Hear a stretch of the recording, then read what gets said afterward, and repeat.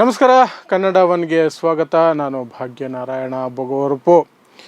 ಇವತ್ತು 7 ತಿಂಗಳ ನಂತರ ಆ ಪ್ರಕರಣ ನಡೆದು 7 ತಿಂಗಳ ನಂತರ ದರ್ಶನ್ಗೆ ಬೇಲ್ ಸಿಕ್ತು, ರೆಗ್ಯುಲರ್ ಬೇಲ್ ಸಿಕ್ತು. ಪವಿತ್ರಗೂ ಸಿಕ್ತು, ಪವಿತ್ರ ಗೌಡಗೆ. ಜೊತೆಗೆ ಇನ್ನೂ ಉಳಿದಿದ್ದಂತಹ ಈ ಪ್ರಕರಣದಲ್ಲಿ ಜೈಲಲ್ಲಿದ್ದಂಥ 7 ಜನಕ್ಕೂ ಸಹ ಬೇಲ್ ಇವತ್ತು ಮಂಜೂರಾಯಿತು. ಅದು ಹೈಕೋರ್ಟ್ನಲ್ಲಿ ಮಂಜೂರಾಯಿತು. ಸಾಕಷ್ಟು ವಾದ ವಿವಾದಗಳನ್ನು ಕಳೆದ 3 ದಿನಗಳ ಹಿಂದೆಯೇ ಕೇಳಿ ಮುಗಿಸಿದ ನಂತರ ಇವತ್ತಿಗೆ ತೀರ್ಪನ್ನು ಕಾಯ್ದಿರಿಸಲಾಗಿತ್ತು. ಇವತ್ತು ಹೈಕೋರ್ಟ್ ತನ್ನ ತೀರ್ಪನ್ನು ಕೊಡ್ತು. 3 ಸಾಧಾರಣವಾದಂತಹ ಷರತ್ತುಗಳನ್ನು ಹಾಕಿ ಅವರಿಗೆ ಜಾಮೀನನ್ನು ಕೊಡ್ತು. 3 ಕೂಡ ಸಾಧಾರಣ, ಏನು ಸ್ಪೆಷಲ್ ಕಂಡೀಷನ್ಸೇ ಇರಲಿಲ್ಲ. 1ನೇ ಕಂಡೀಷನ್, ಇಬ್ಬರು ಜಾಮೀನುದಾರರನ್ನು ಅಥವಾ ಶ್ಯೂರಿಟಿಗಳನ್ನು ಪ್ರೊವೈಡ್ ಮಾಡಬೇಕು, ಸಾಕ್ಷಿಗಳನ್ನು ಬೆದರಿಸಬಾರ್ದು, ಸಾಕ್ಷಿ ನಾಶಕ್ಕೆ ಪ್ರಯತ್ನ ಮಾಡಬಾರ್ದು. ಈ 3 ಕಂಡೀಷನ್ಗಳನ್ನು ಹಾಕಿ ಕೊಟ್ಟಿದ್ದಾರೆ. ಅಂದರೆ ಲಾರ್ಜರ್ ಪ್ರಾಸ್ಪೆಕ್ಟಲ್ಲಿ ನೋಡಿದಾಗ ದರ್ಶನ್ ಅವರಿಗೆ ಎಲ್ಲ ರೀತಿಯಾದಂತಹ ಸ್ವಾತಂತ್ರ್ಯ ಇರುತ್ತೆ. ಇನ್ಕ್ಲೂಡಿಂಗ್ ಫಿಲಮ್ ಶೂಟಿಂಗ್ ಮಾಡಬಹುದು, ಅವರು ಮನೆಯಲ್ಲಿರಬಹುದು, ಆಸ್ಪತ್ರೆಯಲ್ಲಿರ್ಬೋದು, ಎಲ್ಲಿ ಬೇಕಾದರೂ ಇರಬಹುದು, ಅವರಿಷ್ಟ. ಆದರೆ ಸಾಕ್ಷಿಗಳನ್ನು ಬೆದರಿಸಬಾರ್ದು, ಸಾಕ್ಷಿ ನಾಶಕ್ಕೆ ಮುಂದಾಗಬಾರ್ದು, 2 ಶ್ಯೂರಿಟಿಗಳನ್ನು ಕೊಡಬೇಕಾಗತ್ತೆ. ಇದು ಮೇನ್ ಕಂಡೀಷನ್ಸ್. ಸೊ ಅವರ ಫಿಲಮ್ ಕೆರಿಯರ್ ಮುಗದೇ ಹೋಯಿತು ಅಂತ ಅಂದ್ಕೊಳ್ತಿದ್ದವರು ಅಥವಾ ಏನೇನೋ ಚರ್ಚೆಗಳನ್ನು ಹುಟ್ಟಾಕಿದ್ದು ಅದೆಲ್ಲವೂ ಕೂಡ ಈಗ ಪಕ್ಕಕ್ಕೆ ಸರಿಯುತ್ತೆ. If is physically fit, medically fit, ಬೆನ್ನು ನೋವು ಅನ್ನುವಂಥದ್ದು ಸರ್ಜರಿ ಆಗುತ್ತೆ, ಸರ್ಜರಿಗೋಸ್ಕರನೇ ಇಂಟ್ರಿಮ್ ಬೇಲ್ ತೊಗೊಂಡು ಹೊರಗಡೆ ಬಂದಿದ್ದು. ಆದರೆ ಅದು ಸರ್ಜರಿ ಆಗೋ ಮಟ್ಟದಲ್ಲಿ ಕಾಣ್ತಿಲ್ಲ. ಈಗ ಅದು ಫಿಸಿಯೋಥೆರಪಿಯಲ್ಲಿಯೇ ಅದನ್ನು ನಿಭಾಯಿಸ್ಕೊಳ್ತಾರೆ ಅನ್ನುವಂಥದ್ದು. ಬೇಲಿಗೋಸ್ಕರ ಏನೋ ಒಂದು ಎಕ್ಸ್ಟ್ರೀಮ್ ಅಂತ ತೋರಿಸ್ಕೊಂಡು ಹೊರಗಡೆ ಬಂದಂಗೆ ಕಾಣ್ತಾ ಇದೆ. ಓಪನ್ ಆಗಿ ಹೇಳಬೇಕು ಅಂದರೆ ನಾಟಕ ಮಾಡಿ ತುಂಬ ಬೆನ್ನು ತಡೆಯೋಕ್ಕಾಗ್ತಿಲ್ಲ, ಲಕ್ವಾ ಹೊಡೆಯುವಂತಹ ಸಾಧ್ಯತೆ ಇದೆ ಅಂತೆಲ್ಲ ಹೇಳಿದ್ದೆಲ್ಲ ಆಲ್ಮೋಸ್ಟ್ 80% ಸುಳ್ಳು ಅಂತ ಅನಿಸುತ್ತೆ. ಬೇಲಿಗೋಸ್ಕರ ಆ ರೀತಿ ಮಾತಾಡಿದರು. ಆನಂತರ ಹೇಗೋ ರೆಗ್ಯುಲರ್ ಬೇಲಿಗೆ ಅಪ್ಲೈ ಮಾಡ್ಕೋಬೋದು ಅಂತ ಸರ್ಜರಿ ಮಾಡಿಸ್ಕೊಳ್ಬೇಕು ಅಂತ ಹೊರಗಡೆ ಬಂದಿದ್ದು. ಸರ್ಜರಿಗೇನು ಈಗ ಹೋಗ್ತಾ ಇಲ್ಲ, ಅದು ಖಂಡಿತವಾಗ್ಲೂ ಸರ್ಜರಿಗೆ ಹೋಗ್ತಾ ಇಲ್ಲ ಅನ್ನೋದು ಕನ್ಫರ್ಮ್ ಆಗ್ತಾ ಇದೆ. Is going to have physiotherapy ಅಷ್ಟೇ. ಫಿಸಿಯೋಥೆರಪಿ ಮೂಲಕ ಇದು ಮಾಡ್ಕೊಳ್ತಾರೆ. ಸೊ ಅವರ ಡೆವಿಲ್ ಸಿನಿಮಾ ಏನು 80% ಆಗಿದೆ ಅಂತಾರೆ, 70% ಕಂಪ್ಲೀಟ್ ಆಗಿದೆ ಅಂತಾರೆ, ಅದನ್ನು ರೀಲಾಂಚ್ ಮಾಡ್ಕೋಬಹುದು. He has all the rights and freedom, ಅದಕ್ಕೇನು ತೊಂದರೆ ಇಲ್ಲ. ಸೊ ಅವರ ಬೇಲ್, ನಾರ್ಮಲ್ ಕಂಡೀಷನ್ಸ್, ಯಾವುದೇ ಸ್ಪೆಷಲ್ ರಿಸ್ಟ್ರಿಕ್ಷನ್ಸನ್ನು ದರ್ಶನ್ ಮೇಲೆ ಹೈಕೋರ್ಟ್ ವಿಧಿಸಿಲ್ಲ. ಇದೆಷ್ಟು ಇವತ್ತು ಹೈಕೋರ್ಟಲ್ಲಿ ರೇಣುಕಾಸ್ವಾಮಿ ಕೊಲೆ ಪ್ರಕರಣದಲ್ಲಿ ನಡೆದಂತಹ ಬೆಳವಣಿಗೆಗಳು.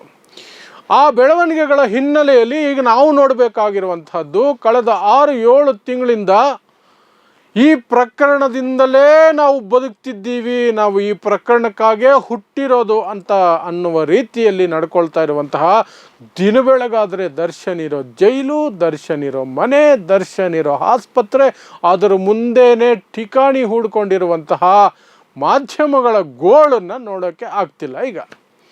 ಯಾಕೆಂದರೆ ಒಂದು ಕಡೆ ಆರಂಭದಲ್ಲಿ ತೋರಿಸಿದಂತಹ ಪೌರುಷಗಳನ್ನು ಈಗ ತೋರಿಸೋದಕ್ಕಾಗೋದಿಲ್ಲ. ಯಾಕೆಂದರೆ ದರ್ಶನ್ ಬೇಲ್ ಮೇಲೆ ಇರೋದ್ರಿಂದ ಅದೊಂದು ಸ್ವಲ್ಪ ಭಯ ಇದ್ದೇ ಇರುತ್ತೆ. ಅದರ ಜೊತೆಗೆ ಜನಕ್ಕೂ ಸಹ ದರ್ಶನ್ಗೆ ಬೇಲ್ ಸಿಕ್ಕಿದೆ ಅಂದರೆ ಆ ಮನೋಭಾವ ಸ್ವಲ್ಪ ಬದಲಾವಣೆ ಆಗಿರುತ್ತೆ.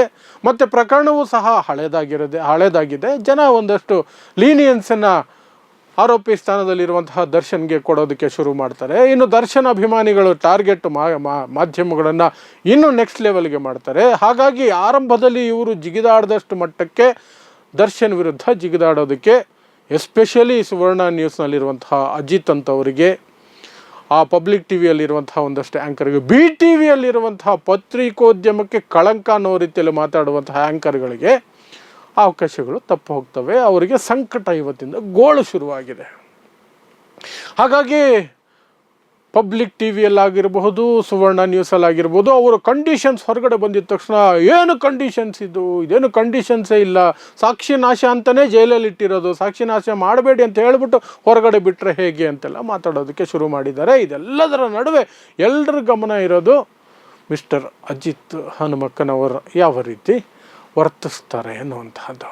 ಅಜಿತ್ ಹನುಮಕ್ಕನವರು ಬಳಸಿದಂತಹ ಭಾಷೆಯನ್ನು ಮತ್ತೆ ರಿವೈಂಡ್ ಮಾಡೋದಾದರೆ ದರ್ಶನ್ ಬಗ್ಗೆ ಎಮ್ಮೆ ಇದ್ದಂಗಿದ್ದಾನೆ, ಹೈವಾನು, ಮನುಷ್ಯನೇ ಅಲ್ಲ, ಎಲ್ಲವನ್ನು ಬಳಸಿದಂತಹ ವ್ಯಕ್ತಿ. ಏಕವಚನದಲ್ಲಿ ಎಷ್ಟು ಬೈಬೋದೋ ಅಷ್ಟು ಕ್ಯಾಮರಾಗಳ ಮುಂದೆ ಬೈಯಬಾರದ ಲಿಮಿಟ್ಗಳನ್ನು ಮೀರಿ ಬೈದು ಅವನ ಅಭಿಮಾನಿಗಳು ಎದುರುಗಡೆ ಬಂದರೆ ಯಾವ ಹಾಸ್ಪಿಟ್ಲಲ್ಲಿ, ಯಾವ ಮೆಂಟಲ್ ಹಾಸ್ಪಿಟ್ಲಲ್ಲಿ ಟ್ರೀಟ್ಮೆಂಟ್ ತಗೊಳ್ತಿದೆಯಾ ಅಂತ ಕೇಳಬೇಕು ಅಂತ ಅನಿಸುತ್ತೆ ಅನ್ನೋ ಮಟ್ಟಕ್ಕೆ ಹೋದಂತಹ ವೈಯಕ್ತಿಕ ದ್ವೇಷ ಇದೆ ಅನ್ನೋ ರೀತಿಯಲ್ಲಿ ವರ್ತಿಸಿದಂತಹ ಅಜಿತ್ ಹನುಮಕ್ಕನವರಂಥವರು ಸಂಕಟ, ಗೋಳು, ಅದನ್ನು ನೋಡೋದೇ ಒಂದು ಮಜಾ ಆಗಿದೆ. ಅವರು ಮಾಡ್ತಾ ಇರುವಂತಹ ಸುದ್ದಿಗಳು ಇಲ್ಲದ ಮನಸ್ಸಿನಿಂದ ಇವತ್ತೇನಾದರೂ ಬೇಲ್ ರಿಜೆಕ್ಟ್ ಆಗಿಬಿಟ್ಟಿದ್ರೆ ಅವರ ಹಾರಾಟ ಚೀರಾಟವನ್ನು ನಾವು ಎಲ್ಲೋ ನೋಡಬಹುದಾಗಿತ್ತು. ಆದರೆ ಒಬ್ರಿಗೂ ಇವತ್ತು ಧ್ವನಿ ಇಲ್ಲ, ಸೈಲೆಂಟಾಗಿ ಏನೋ ಆಗಿಬಿಟ್ಟಿದೆ, ಆಗಬಾರ್ದಾಗ್ಬಿಟ್ಟಿದೆ ಅನ್ನೋ ರೀತಿಯಲ್ಲಿ, ಧ್ವನಿಯೇ ಇಲ್ಲದ ರೀತಿಯಲ್ಲಿ ಇಂತಿಂಥ ಕಂಡೀಷನ್ಸ್ ಹಾಕಿದ್ದಾರೆ, ಬೇಲ್ ಮಾಡಿದ್ದಾರೆ. ಸೋಮವಾರಕ್ಕೆ ಎಲ್ಲ ಕ್ಲಿಯರ್ ಆಗುತ್ತೆ. ದರ್ಶನ್ ಆಲ್ರೆಡಿ ಹೊರಗಡೆ ಇರೋದ್ರಿಂದ ದರ್ಶನ್ಗೇನು ಬಿಡುಗಡೆ ಅನ್ನೋದೇನಿರಲ್ಲ. ಈ ವಿಲ್ ಬಿ ಫ್ರೀ. ಆ ಕಡೆ ಪವಿತ್ರ ಗೌಡ ಮತ್ತು ಇತರೆ ಆರೋಪಿಗಳು ಸೋಮವಾರದವರೆಗೂ ವೆಯ್ಟ್ ಮಾಡಬೇಕಾಗುತ್ತೆ. ಕೋರ್ಟ್ಗೆ ರಜೆ ಇದೆ ಅಂತ ನಾರ್ಮಲ್ಲು ಈ ಹಾರಾಟ ಚೀರಾಟಗಳನ್ನು ಏನು ಆರಂಭದಲ್ಲಿ ತೋರಿಸಿದ್ರು ಅಥವಾ ಕಳೆದ 5-6 ತಿಂಗಳಿಂದ ಅದನ್ನು ಸಸ್ಟೈನ್ ಮಾಡ್ಕೊಂಡು ಬಂದಿದ್ರು, ಏನು ಎನರ್ಜಿಯನ್ನು ಮೇಂಟೈನ್ ಮಾಡ್ಕೊಂಡು ಬಂದಿದ್ರು, ಸುಸ್ತೇ ಆಗಲಿಲ್ಲ. ಸುಸ್ತಾಗದೇ ಅಷ್ಟೆಲ್ಲ ನಿಭಾಯಿಸ್ಕೊಂಡು ಬಂದಿದ್ರು. ಅವೆಲ್ಲವೂ ಕೂಡ ಇವತ್ತು ತಣ್ಣಗಾಗ್ಬಿಟ್ಟಿದೆ. ಯಾಕೆ ನಾನು ಇಷ್ಟೊಂದು ಹೇಳ್ತಾ ಇದ್ದೀನಿ ಮಾಧ್ಯಮಗಳು ಅಂದರೆ, ಮಾಧ್ಯಮಗಳು ನಿಷ್ಪಕ್ಷಪಾತವಾಗಿ ಇರಬೇಕು, ಪ್ಲಸ್ ನ್ಯಾಯದ ಪರವಾಗಿ ನಿಂತಿರಬೇಕು. ಒಂದು ವ್ಯಕ್ತಿಯನ್ನು ಆ ಕೇಸನ್ನು ಪಕ್ಕಕ್ಕಿಟ್ಟು ಇವ್ರಿಗಿದ್ದಂಥ ವೈಯಕ್ತಿಕ ದ್ವೇಷ ಇತ್ತಲ್ಲ, ಮಾಧ್ಯಮಗಳನ್ನು ದರ್ಶನ ಯಾವುದೋ ಕಾಲದಲ್ಲಿ ಬೈದಿದ್ದು ಅದನ್ನು ಮುಂದೆ ತಗೊಂಡು ಬಂದು ಅದನ್ನೇ ನೆನಪಿಸ್ಕೊಂಡು ಬಿಕ್ಕಳಿಸಿ ಅಳೋ ರೀತಿಯಲ್ಲಿ ಕೆಕ್ಕರಿಸಿ ಬೈಯೋಕ್ಕೆ ಶುರು ಮಾಡಿದ್ದು. ಕೊಲೆ ಕೇಸು ಪಕ್ಕಕ್ಕಿರಲಿ, ಆ ರೇಣುಕಾಸ್ವಾಮಿ ಅನ್ನೋಂಥವನು ಅವನ ಜೀವ ತೆಗೆದಿದ್ದು ಅಬ್ಸಲ್ಯೂಟ್ಲಿ ರಾಂಗ್. ಅದರಲ್ಲಿ 2 ಮಾತೇ ಇಲ್ಲ. ಅದರಲ್ಲಿ ದರ್ಶನ್ ಹೊಡೆದಿದ್ದರಿಂದಾನೇ ಜೀವ ಹೋಗಿದ್ರೆ ಅಥವಾ ದರ್ಶನೂ ಸೇರಿ ಹೊಡೆದಿದ್ದರಿಂದ ಜೀವ ಹೋಗಿದ್ರೆ, ದರ್ಶನ್ಗೂ ಸೇರಿ ಯಾರೆಲ್ಲ ಅದರಲ್ಲಿ ಪಾಲ್ಗೊಂಡಿದ್ದಾರೋ ಆ ಕೊಲೆಯಲ್ಲಿ ಅವರಿಗೆ ತಕ್ಕ ಶಿಕ್ಷೆ ಆಗಬೇಕು, ಕಠಿಣ ಶಿಕ್ಷೆ ಆಗಬೇಕು. ಅದರಲ್ಲಿ 2 ಮಾತೇ ಇಲ್ಲ. ಆದರೆ ದರ್ಶನ್ ಮೇಲಿರುವ ವೈಯಕ್ತಿಕ ಸಿಟ್ಟಿಗೆ ರೇಣುಕಾಸ್ವಾಮಿಯನ್ನು ಹುತಾತ್ಮನ ಮಾಡೋಕ್ಕೆ ಹೊರಟಿದ್ರಲ್ಲ ಇವರು. ಯಾವ ರೇಣುಕಾಸ್ವಾಮಿ ಕಂಡವರ ಹೆಣ್ಣು ಮಕ್ಕಳಿಗೆ ಬೆತ್ತಲೆ ಫೋಟೋ, ತನ್ನ ಗುಪ್ತಾಂಗವನ್ನು ಫೋಟೋವನ್ನು ಕಳಿಸುವಂತಹದ್ದು, ವಿಡಿಯೋಗಳನ್ನು ಕಳಿಸುವಂತಹದ್ದು, ಅಶ್ಲೀಲ ಮೆಸೇಜ್ಗಳನ್ನು ಮಾಡುವಂತಹ ವ್ಯಕ್ತಿಯನ್ನು ಪಾಪದವನು, ಅಮಾಯಕ, ಇನ್ನೂ ಎಂತೆಂಥವು ಪದಗಳು ಹುಡುಕಿ ಡಿಕ್ಷನರಿಯಿಂದ ಹುಡುಕಿ ತೆಗೆದ್ರು. ಒಂದು ಅಮಾಯಕನನ್ನು ವರ್ಣಿಸೋದಕ್ಕೆ ಸಿಗಬಹುದಾದಂತಹ ವರ್ಣರಂಜಿತವಾದ ಪದಗಳನ್ನು ಅಷ್ಟೆಲ್ಲ ತೆಗೆದ್ರು. ಒಂದು ದಿನವೂ ಸಹ ಅವರು ರೇಣುಕಾಸ್ವಾಮಿ ಮಾಡಿದ್ದು ಸಹ ಹಲ್ಕ ಕೆಲಸ, ರೇಣುಕಾಸ್ವಾಮಿ ಮಾಡಿದ್ದು ಸಹ ಅಂತ ಹೇಳ್ತಾ ಇದ್ದೀನಿ, ಕೊಲೆ ಮಾಡಿದ್ದು ಸಹ ಹಲ್ಕ ಕೆಲಸನೇ. ಆದರೆ ಇವನು ಮಾಡಿದ್ದು ಹಲ್ಕ ಕೆಲಸನೇ, ಅವನು ಮಾಡಿದ್ದು ಸರಿಯಲ್ಲ ಅಂತ ಹೇಳಲಿಲ್ಲ. ಆದರೆ ಅವನಿಗೆ ಸರ್ಕಾರಿ ಕೆಲಸ ಕೊಡಿಸ್ಬೇಕು ಅನ್ನುವ ಮಟ್ಟಕ್ಕೆ ಮಾತಾಡ್ತಾರೆ. ಏನೋ ದೇಶಕ್ಕಾಗಿ ಹುತಾತ್ಮ ಅನ್ನೋ ರೀತಿಯಲ್ಲಿ ಅವನ ಹೆಂಡತಿಗೆ ಸರ್ಕಾರದಿಂದ ಉದ್ಯೋಗ ಕೊಡಬೇಕು, ಅವ್ರಿಗೆ ಪರಿಹಾರ ಕೊಡಬೇಕು. ಯಾರ್ದೋ ಮನೆ ಹೆಣ್ಣು ಮಗುಗೆ ಇವನು ಬೆತ್ತಲೆ ಫೋಟೋ ಕಳಿಸಿ, ಇವನು ಗುಪ್ತಾಂಗದ ಫೋಟೋಗಳನ್ನು ಕಳಿಸಿ, ಅಶ್ಲೀಲ ಮೆಸೇಜ್ಗಳನ್ನು ಕಳಿಸಿ, ಅವರು ಕಾಮನ್ ಸೆನ್ಸ್ ಇಲ್ಲದೆ ಅವರು ಕ್ರೂರತ್ವಕ್ಕೆ ಇವನ್ನ ಹೊಡೆದುಕೊಂಡ್ರೆ, ಕೊಲೆಯಾಗಿದ್ದ ಕಾರಣಕ್ಕೆ ಇವನ ಕುಟುಂಬಕ್ಕೆ ಪರಿಹಾರ ಕೊಡಬೇಕು, ಇವನ ಕುಟುಂಬಕ್ಕೆ ಕೆಲಸ ಕೊಡಬೇಕು, ಅದು ಸರ್ಕಾರಿ ಕೆಲಸ ಕೊಡಬೇಕು ಅನ್ನೋದಿದೆಯಲ್ಲ, ಅದರಷ್ಟು ನೀಚತನ ಮಾಧ್ಯಮಗಳು ಮಾಡಬಾರ್ದಾಗಿತ್ತು. ಆದರೆ ಆ ನೀಚತನ ಮಾನವೀಯತೆ ಆಧಾರದ ಮೇಲೆ ಮಾಡಿದ್ರ ಅಂತಾದರೂ ನೋಡಿದ್ರೆ ಅದು ಸಹ ಇಲ್ಲ. ಕೇವಲ ದರ್ಶನ್ ಮೇಲಿದ್ದಂತಹ ಸಿಟ್ಟಿಗೆ ಮಾಡಿದಂತಹದ್ದು. ದರ್ಶನ್ ಮೇಲಿದ್ದ ವೈಯಕ್ತಿಕ ಸಿಟ್ಟಿಗೆ ನಮ್ಮನ್ನು ಹಾಗೆಲ್ಲ ಬೈದ್ಬಿಟ್ಟಿದ್ನಲ್ಲ ದರ್ಶನು, ಅವನಿಗೆ ಸಿಗಾಕೊಂಡಿದ್ದಾನೆ, ಅವನು ಬಿಡಬಾರ್ದು ಅಂತ. ಆ BTVಯಲ್ಲಿ ಅದ್ಯಾರೋ ಮಹಾತಾಯಿ, ಆ ಅಮ್ಮನ ಹೆಸರು ಸಹ ಗೊತ್ತಿಲ್ಲ ರೀ, ಎಲ್ಲೋ 1-2-3 ಕ್ಲಿಪ್ಪಿಂಗ್ಸ್ ನೋಡಿದೆ. ಅಬ್ಬ ಅದು ಪತ್ರಕರ್ತರು ಮಾತಾಡೋ ರೀತಿನ ಥೂ ಅಂತೆ. ದರ್ಶನ್ ಬಗ್ಗೆ ಮಾತಾಡಿದ್ರೆ ವಾಕರಿಕೆ ಬರುತ್ತಂತೆ ಅಮ್ಮನಿಗೆ. ಈಗ ಪಾಪ ಅದೆಷ್ಟು ದಿಗ್ಲಾಗ್ತಿದೆಯೋ ಗೊತ್ತಿಲ್ಲ. ಎಷ್ಟೆಲ್ಲ ಮಾಡಿದ್ರು ಈ ಮಾಧ್ಯಮಗಳು, ಜಗತ್ತಲ್ಲಿ ಕೊಲೆನೇ ಆಗಿಲ್ಲ ಅನ್ನೋ ಮಟ್ಟಕ್ಕೆ ತೆಗೆದುಕೊಂಡು ಹೋಗಿ ಮಾಡಿದ್ರು. ಅದು ಎಲ್ಲಕ್ಕೂ ಸಹ ಒಂದು ಅಂತ್ಯ ಸಿಗುತ್ತೆ. ಕೊಲೆ ಮಾಡಿದವ್ರಿಗೆ ಶಿಕ್ಷೆ ಆಗುತ್ತೆ ಸಹ. ಯಾಕೆಂದರೆ ಇದರಲ್ಲಿ ಪೊಲೀಸರು ಸಹ ಪಟ್ಟು ಹಿಡಿದು ಕೂತಿದ್ದಾರೆ.